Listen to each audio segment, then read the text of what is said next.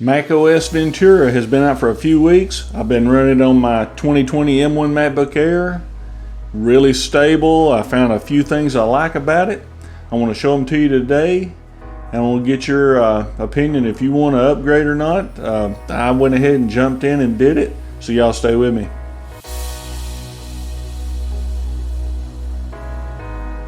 Hey everybody, Scott Burnette here. Welcome back to the channel and welcome back to another video. Hope everybody's doing well today. Let's get right to it. macOS Ventura has been out for a few weeks now. Been running it. Very stable. Haven't had any issues with it so far. I've had a lot of questions asking about OBS and DaVinci and Ventura working all together. And so far, I might be an oddity, but it's working great. So let's look at it. Stage Manager. All right, we're on my desktop, and let's say you have a bunch of applications that you're switching it back and forth in between, copying and pasting or working with different applications, and you don't want to have to Command Tab or Alt Tab or whatever to switch back and forth. You have Stage Manager. Okay, to turn on Stage Manager, you go up here to your Control Center, and it's right up here next to your date. So you click on your Control Manager, and you go right down here to Stage Manager, or your Control Center. You go to your Control Center and go Stage Manager. So you turn it on. So now it is on. And the Control Center is pretty cool too, because it's just like on the iPad or iPhone. You can turn stuff off and on. You can add to the Control Center. You can make the Control Center really big and have everything on it that you want to have to be able to turn off and on and control. That's why it's Control Center. So here we are in that. So I'm going to go ahead and open up a few applications. Turn that on. Let's open up Terminal. Let's open up VLC. And that ought to do it. We'll open up Edge. Okay, so as you can see, the windows open up on the right side of my display. And on the left side, we have everything that I just opened up. So all I have to do is go through and click each one that I want to be in, and I can work, grab, copy, whatever. And if you want it full screen, you just double click up here at the top or drag it to the top.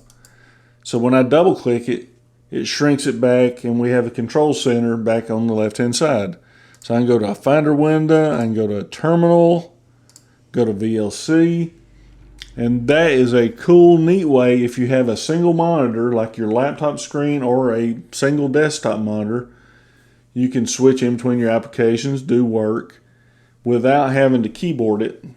You can look right at it, and you're getting the right one. You can also group applications. Let's say you have 3 or 4 different Safari windows or Finder windows open. You can group them. You can just drag and drop and group them in there and have what you need. And the Stage Manager is a cool deal. You can do it on the iPad too. You can sit there and switch in back and forth with your finger or your Apple Pencil, and it works great. So that is Stage Manager. I'll get that right in a minute. Stage Manager. All right, let's go to the next one. The Mail application in macOS Ventura has a lot of new features too that I really like. I was using Outlook and then Spark and all that other stuff, and they had a bunch of trouble over in Ukraine, so I kind of backed off Spark and went back to Mail. Got a message here I'm composing, and if I forget to put a subject in to the email, when I try to send it, it'll ask me, are you sure you want to send it? Now that's nothing special, but it's nice that feature is there. I think a couple of other mail applications do that. All right, so you have an undo send button. So if I go ahead and send this, an undo send will go ahead and click here. You have 10 seconds to undo in case you forgot something. It's supposed to tell me that I forgot the attachment, but it didn't do it that time. Now, one of the things you can do, you can schedule to send your email. You can send it now, you can send it at 9 p.m. tonight, or you can send later. And when you send later, it will let you schedule when you want to send that email. Like if you have a third shift employee or somebody that works a different shift and they don't check their email till they get home or something, you can have it send and it'll show up right when they get home. I don't know why you would want to do that, but maybe you would. I can see for like a work environment, being a different shift or something, that would work. So I'm going to look into why the attachment not showing up, why that didn't work. But so those are the changes in Mail. So let's go to the next one. Spotlight Search. Spotlight Search has always been one of my favorites because all you do is command spacebar, and you have Spotlight Search. Well, now it will search pretty much everything now. You can go into your settings and change all that stuff. But let's say I want to search for dog. I can't even spell dog. So it's going to give me everything under the sun, and it's going to choose from my photos. So now and one of the good things, you can preview things when you highlight it and hold your spacebar down. Well, there's my dog Gretchen. Isn't that cool? And then it goes right back. Spotlight Search, it's working really good. They got a lot of AI in there that's really making things search a lot better. And hopefully it's private. So that's what I like about Spotlight Search. One other thing about the Spotlight Search is Quick Look. And I just kind of mentioned that a little bit. But let's say you want to look at any kind of web page or anything. Let's look at dog.com. Hopefully that's something we can look at. So all you do is highlight the suggested website, hold spacebar, and it takes you to it. Quick Look will allow you to look at something to tell if you want to go to that website or not. You don't actually have to go to the website and start searching around and everything and say, well, I don't really want to do it. You know, you can go to whatever you want to do. Hey, no. There's a trailer. I mean, you can, all these different websites, and all you do is a space bar. That's a cool deal. I really like that. All right, let's go to the next one. All right, Messages. The Messages app on the laptop is the greatest thing because you don't have to grab your phone. You don't have to grab your tablet. You can send text messages while you're sitting here working. Works great. So if I want to send a message,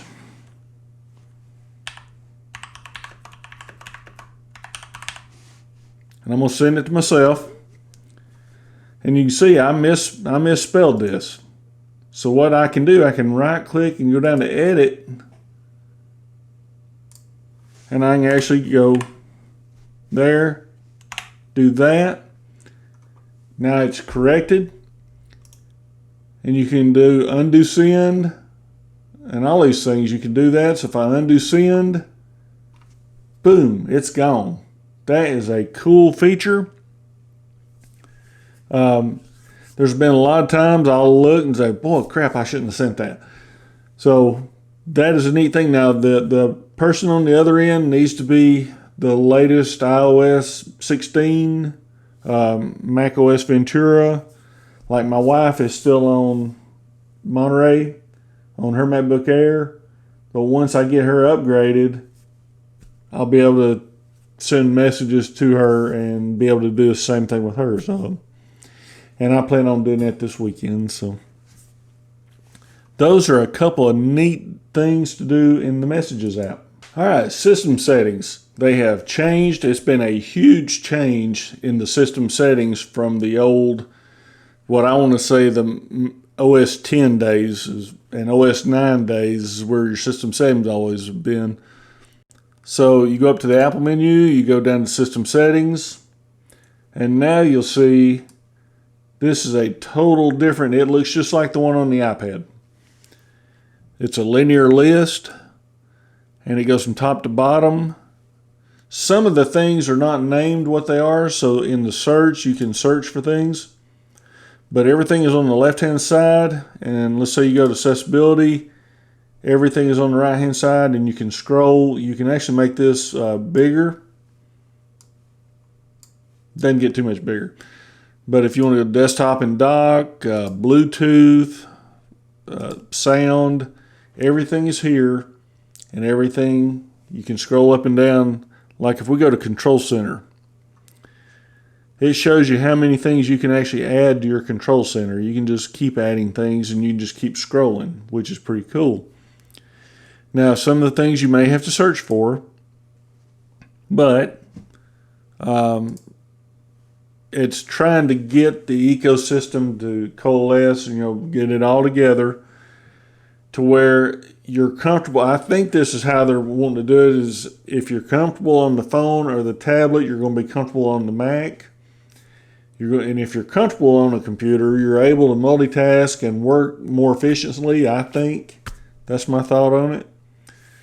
So that is the system settings. You can go to your Apple ID, you can go to your Wi-Fi's, Bluetooth, networks, the whole bit. I mean, it gives you a lot of control over your computer.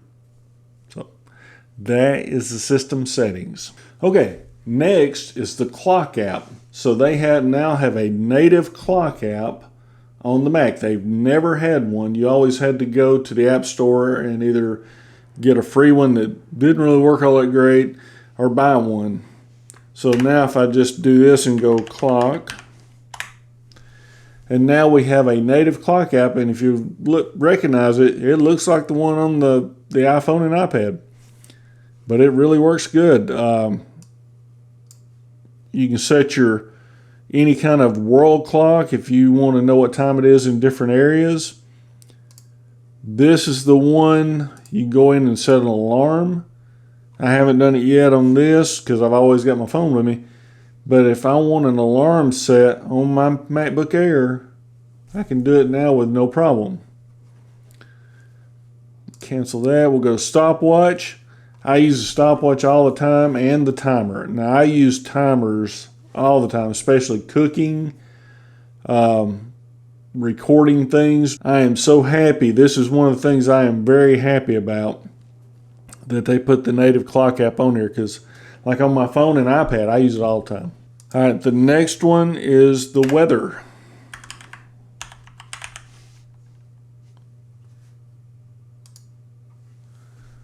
They have a default weather application, and if you will notice, it looks just like, thank you. It looks just like the one on the iPad, just about. I do like that it has a sidebar where I can switch in between everything. And as you can see, we're getting rain today. And it's going to turn off cold this week. Yeah. So I can go to some of my favorite places that I've been. Fernandina, Kingston. It's where our property is. But that is the weather app. It will send you notifications. You can set all that up. That is a pretty cool deal. I love the animations on it. You can see the rain's kind of bouncing off the top of the little boxes there. That's cool. That is the weather app. And this all comes on Ventura. You don't have to go download anything. So that is a cool deal. Okay, Photos app. This is one that I really like. They have really done some good things. So I had a ton of duplicate photos from copying iPhoto libraries and photo libraries back and forth over the years. And I just had a tremendous amount. I had like 30,000 pictures and all these videos and everything. And right now it has found 118 photos. It says duplicates are classified both as exact copies that may have different metadata, but pretty much the same. So on the left-hand side, you'll see duplicates. Now, you might not see this right away after you upgrade. The Photos app will have to scan your photos. It actually goes through and reads all your photos and picks up which ones are duplicates. And you always want to make sure that they are actually duplicates and not just little subtle changes or anything. So, like here's a picture I took on the beach of Gretchen.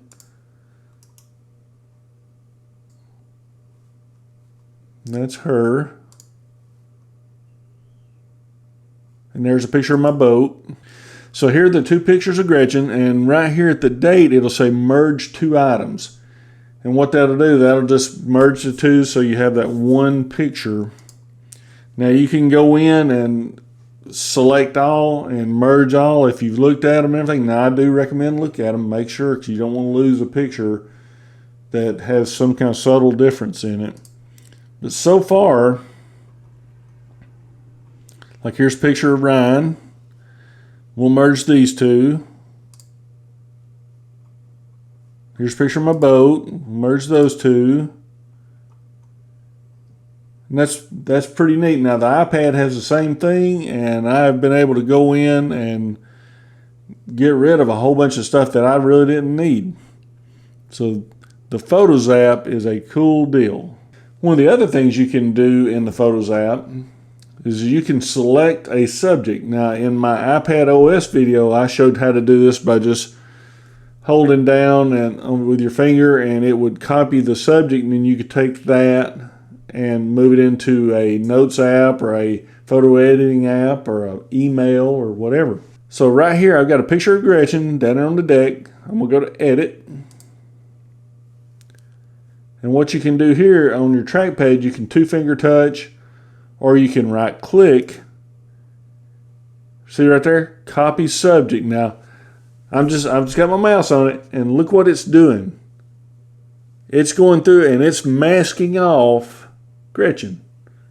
That is so cool, because I'm looking at it right here, and it's getting all around her little hairs and edges and stuff. I'm going to hit copy subject. And I'm going to go over here to a mail app, and I'm going to send this to myself, and I'm going to say, here's my attachment. And all I'm going to do is right click and paste. There's my Gretchen right there. And all I have to do is send it. And I got it. I have spent hours in GIMP and Photoshop trying to mask out an image so I can take that and overlay it onto something. That is just so cool. I like that part. Apple, you done right on that one. That's good. As long as it doesn't crash the system, you done good. All right, let's go to the next one. All right, my next thing that I really, really like is continuity camera. And what it is, the webcams on the MacBook Air, MacBook Pros, Windows machines are just horrible. They're 720p. Now some of the newer laptops are coming out with 1080 cameras, but still they don't have the depth, because like on a laptop screen, you know, the lid is only that thick. You can't put much glass in there to make a good lens. I mean, even the iPhone lens is a little thicker because the phone's a little thicker. So what I'm going to do, I'm going to show you FaceTime on here. Now this is using my ZV-10. Now the image quality on this is ridiculous. It's compared to everything else. So now if I go here to my camera and switch to my FaceTime camera, you can tell that is just ridiculous. Now let me make sure I'm still recording myself. Yep, I am. That actually worked. That actually worked. Let me go back here. So that is my FaceTime camera on the laptop. Now it's not horrible. Now my Windows machine over there, it's bad. I mean, the camera on it looks like something from 1998. So on your phone,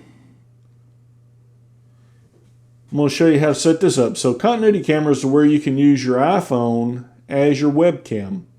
Now it'd be cool to have it set up here or over here on the laptop, but I'm going to set up on a tripod here because I don't have one of them little fancy doodads to hook it up here. So I'm going to go here to my settings app.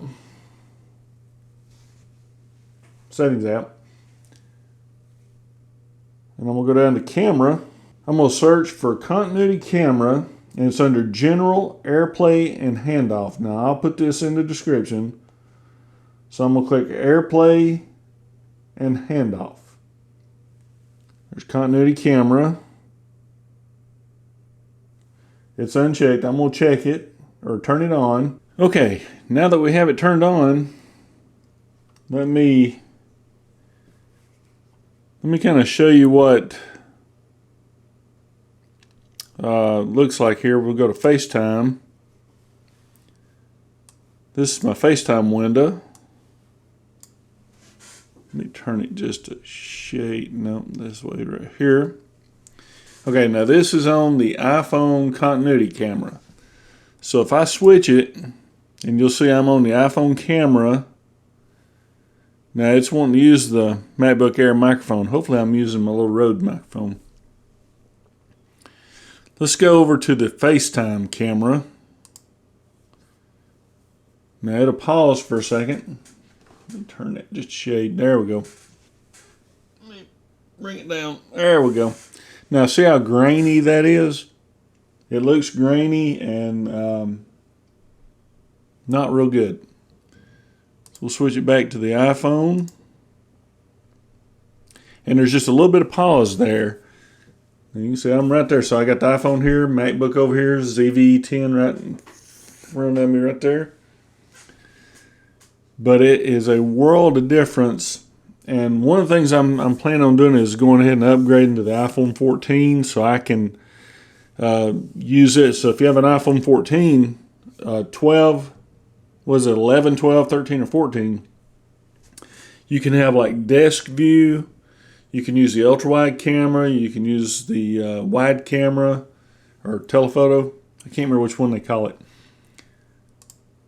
So if we go here and go to my ZV-10, world of difference. It really's got a lot better image quality, but you don't always have your DSLR with you. You know, you've always got your phone with you. I found out that your phone is the computer you take with you.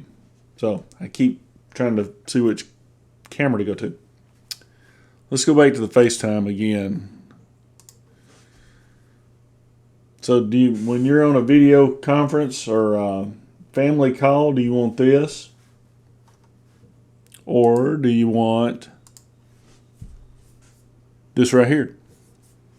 No, I'm nothing to look at, but this is a whole lot better image than the other one. So that is the continuity camera. I really like that. And did I say it's wireless? I do not have a wire hooked to that phone coming back to the computer. It's pretty cool. That's neat stuff. All right, so we're back on the ZV-10. And I hope that y'all get something out of this video today. The upgrade has went well. Now, if you do go to do the upgrade, make sure you have a time machine backup or whatever backup method you use. Make sure of that. And before you do, make sure that your Mac is at the latest upgrade for Monterey before you do the Ventura upgrade. If you like this video, give me a thumbs up, hit that subscribe button, hit that bell to be notified when I put out more content. I enjoy doing this. I enjoy helping people. If you got any questions and comments, leave them down in the bottom. I will put links and instructions in the description box. So anyway, if you want to see any of my other videos, just click in one of these boxes here wherever it shows up. And I hope you're doing well. I hope everybody's having a great week. And like I always say, until the next video, thanks for watching.